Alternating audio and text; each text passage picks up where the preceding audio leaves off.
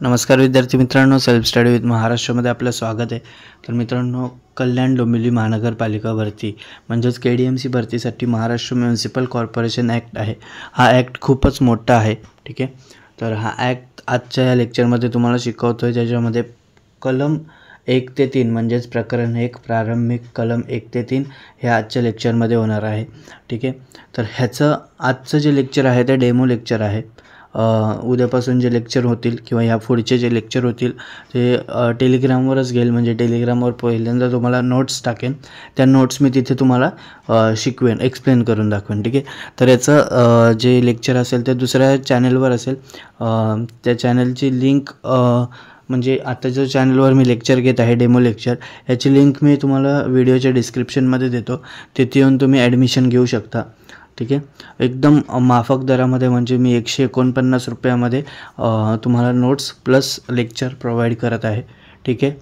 तर तुम्हाला जर ॲडमिशन घ्यायचं असेल तर तुम्ही या व्हिडिओच्या लिंकमध्ये, व्हिडिओच्या डिस्क्रिप्शनमध्ये जी लिंक आहे त्या लिंकवर जा आणि तिथून मला मेसेज करा, ठीक आहे। तर आजच्या लेक्चरला सुरुवात करूया। प्रकरण 1 प्रारंभिक कलम 1 ते 3, त्यातील कलम 1 आहे संक्षिप्त नाव प्रारंभ व क्षेत्र, ज्याच्यामध्ये एक संक्षिप्त नाव आहे। या कायद्याचे मूळ नाव होते Bombay provincial municipal corporation act 1949। 1960 नंतर महाराष्ट्र राज्य अस्तित्वात आल्यानंतर या कायद्याचा उपयोग महाराष्ट्र राज्यातील सर्व महापालिकांसाठी केला गेला, त्यामुळे याला सामान्यतः महाराष्ट्र म्युनिसिपल कॉर्पोरेशन ॲक्ट 1949 असे म्हटले जाते। यातून आपल्याला समजते की कायद्याला एक छोटं नाव आहे, ते दिलं जेणेकरून दरवेळी मोठं नाव न वापरता छोटं नाव वापरता येईल, ठीक आहे। याचं क्षेत्र काय असेल तर हा अधिनियम सुरुवातीला बॉम्बे स्टेट म्हणजे जुन्या मुंबई प्रांतातील भागात लागू होता। राज्य पुनर्रचनेनंतर 1960 नंतर हा अधिनियम महाराष्ट्र राज्यातील महानगरपालिका क्षेत्रांमध्ये लागू करण्यात आला, म्हणजेच पुणे, मुंबई, नागपूर, ठाणे, पिंपरी चिंचवड, नाशिक, औरंगाबाद म्हणजे छत्रपती संभाजीनगर इत्यादी सर्व महानगरपालिका या अधिनियमाखाली येतात। याचा अर्थ हा कायदा संपूर्ण महाराष्ट्र राज्यात ज्या ठिकाणी सरकारने महानगरपालिका स्थापन केली आहे तिथे लागू आहे। आता याचे प्रारंभ काय आहे तर हा अधिनियम राज्य सरकारने अधिकृत राजपत्रात जाहीर केलेल्या तारखेपासून लागू झालेला आहे। 1949 मध्ये हा कायदा संमत झाला आणि टप्प्याटप्प्याने विविध शहरांमध्ये लागू करण्यात आला, ठीक आहे। तर आता राजपत्रात कधी जाहीर झाला तर ते सांगतो। ही जरा एक्स्ट्रा माहिती आहे ती लिहून घ्या की गव्हर्नर जनरलची अनुमती 21 डिसेंबर 1949ला मिळाली आणि ती प्रसिद्ध झाली 29 डिसेंबर 1949ला, ठीक आहे। याचा अर्थ सरकार अधिसूचना म्हणजे नोटिफिकेशन काढून सांगते की अमुक शहरात अमुक तारखेपासून हा कायदा लागू आहे। या कलमामध्ये या कायद्यात वारंवार येणाऱ्या महत्त्वाच्या शब्दांचा नेमका अर्थ सांगितला आहे, कारण या म्हणजे कलम 2 मध्ये, ठीक आहे, कलम 2 मध्ये वारंवार येणाऱ्या महत्त्वाच्या शब्दांचा नेमका अर्थ सांगितला आहे, कारण कायद्यात एखाद्या शब्दाचा अर्थ चुकीचा घेतला तर अंमलबजावणी चुकते, म्हणून व्याख्या फार महत्त्वाच्या आहेत। आता कलम 2 मध्ये महत्त्वाच्या व्याख्या दिलेल्या आहेत। कॉर्पोरेशन म्हणजेच महानगरपालिका या कायद्याखाली राज्य सरकारने स्थापन केलेली नगरपालिका संस्था म्हणजेच कॉर्पोरेशन, पुणे महानगरपालिका, नागपूर महानगरपालिका अशा प्रकारच्या। आता कॉर्पोरेटर किंवा काउन्सिलर म्हणजेच नगरसेवक किंवा सभासद, जो व्यक्ती लोकशाही पद्धतीने निवडून येतो आणि कॉर्पोरेशनमध्ये प्रतिनिधित्व करतो त्याला नगरसेवक किंवा काउन्सिलर म्हणतात। कमिशनर म्हणजेच आयुक्त, राज्य सरकारकडून नियुक्त केलेला वरिष्ठ प्रशासकीय अधिकारी, तो कॉर्पोरेशनचा मुख्य कार्यकारी अधिकारी असतो। उदाहरणार्थ पुणे महानगरपालिकेत पुणे आयुक्त हे पद आहे। मेयर म्हणजेच महापौर, नगरसेवकांमधून निवडला गेलेला कॉर्पोरेशनचा प्रमुख, तो सभांचे अध्यक्षस्थान भूषवतो, पण दैनंदिन प्रशासनाची जबाबदारी आयुक्ताकडे असते। महानगरीय क्षेत्र, राज्य सरकारने अधिसूचनेद्वारे ज्या शहराला कॉर्पोरेशन घोषित केले आहे ते क्षेत्र, उदाहरणार्थ मुंबई महानगरपालिका क्षेत्र।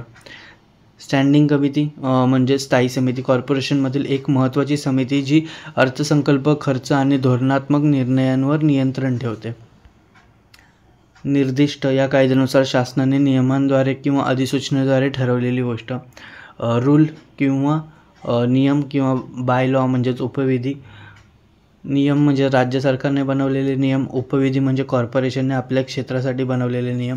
आता कलम 3 पाहूया। अशाच प्रकारच्या कलम 2 मध्ये खूप साऱ्या व्याख्या आहेत, त्या तुम्ही एकदा ॲक्टमधून पाहून घ्या, ठीक आहे। कलम 3 कॉर्पोरेशनची स्थापना. या कलमात सांगितले आहे की राज्य सरकार एखाद्या शहराला महानगरपालिका म्हणून घोषित करू शकते आणि त्या शहरासाठी एक कॉर्पोरेशन स्थापन करू शकते. तर इथे प्रश्न तयार होऊ शकतो की एखाद्या शहराला महानगरपालिका कोण घोषित करते, तर राज्य सरकार घोषित करते, केंद्र सरकार घोषित करत नाही. कलम 3 मधील मुद्दे. कॉर्पोरेशन स्थापन करण्याचा अधिकार हा राज्य सरकारला अधिसूचनेद्वारे एखाद्या शहरासाठी म्युनिसिपल कॉर्पोरेशन स्थापन करू शकते. उदाहरणार्थ पुणे, नागपूर, नाशिक, औरंगाबाद म्हणजे छत्रपती संभाजीनगर इत्यादी शहरांसाठी सरकारने अधिसूचना काढून कॉर्पोरेशन स्थापन केले आहे. कॉर्पोरेशनचे घटक. कॉर्पोरेशन म्हणजेच निवडून आलेले नगरसेवक आणि काही नियुक्त सदस्य. काही ठिकाणी खासदार, आमदार यांनाही विशेष सदस्यत्व दिले जाते मताधिकारासाठी किंवा विना मताधिकार म्हणून. कॉर्पोरेशनला मिळणारा कायदेशीर दर्जा. एकदा कॉर्पोरेशन स्थापन झाले की ती बॉम्बे कॉर्पोरेट बनते, म्हणजेच कायदेशीर व्यक्ती बनते. म्हणजेच त्याला स्वतःचं नाव असतं, शासकीय शिक्का असतो, कायमस्वरूपी अस्तित्व असतं. तो मालमत्ता ठेवू शकतो, विकत घेऊ शकतो, विकू शकतो, त्याच्या नावाने खटले दाखल करू शकतो किंवा त्याच्याद्वारे खटले दाखल होऊ शकतात. कॉर्पोरेशनचे उद्दिष्ट. तर ते उद्दिष्ट असतात शहरातील नागरिकांना पाणीपुरवठा.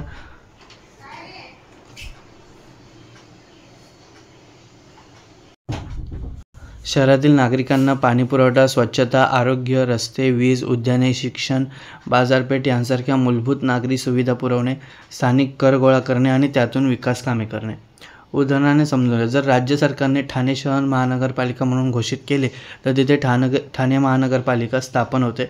ही महानगरपालिका एक कायदेशीर स्वतः व्यक्ती असते आणि ती व्यक्ती म्हणून लीगल बॉडी म्हणून काम करते.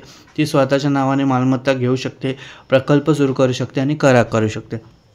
तर मित्रांनो, आपलं प्रारंभिक म्हणजे प्रकरण 1 मधील कलम 1 ते 3 आज आपण घेतलेला आहे. हा डेमो लेक्चर होता, ठीक आहे.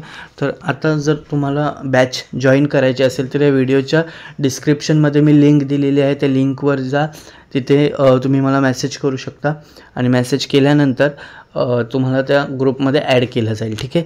तिथे तुम्हाला अशाच प्रकारे टेक्स्ट फॉर्मॅटमध्ये नोट्स प्रोव्हाइड केल्या जातील आणि त्यावर मी तुमचं लेक्चर घेईन. सो तुम्ही टेक्स्ट वाचू शकता, जे काही आहेत नोट्स त्या वाचू शकता आणि प्लस तुम्ही लेक्चरसुद्धा पाहू शकता, ठीक आहे.